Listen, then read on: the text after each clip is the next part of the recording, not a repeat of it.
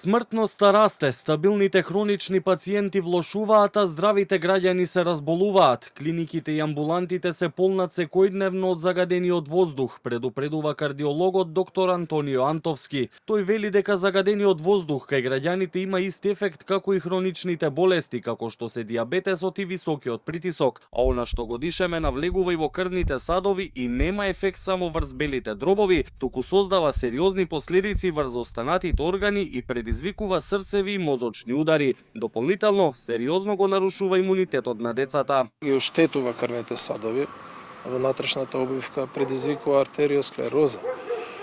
Доведува до појава на нарушување на срцевата работа, неправилности, аритмии во срцевата работа. Статистиката вели дека 50% од смртните случаи предизвикани од загадениот воздух се резултат на срцев удар или мозочен удар. Предизвикува зголемување на крвниот притисок.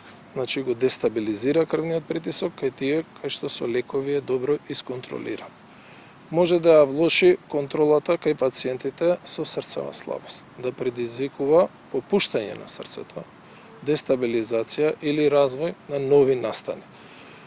На многу начини штетно делува, го пореметува метаболизмот на мастите. Според Антовски, побитно прашање од загадениот воздух во моментов во земјава нема и не смее да има. 7 милиони годишно кои според СЗО умираат од загаден воздух, најмногу вели се во земјите во развој како Македонија, а развиените земји имаат и медицински препораки за своите граѓани кои ја посетуваат земјава. Велат во странство престојувате во земја со голема загаденост.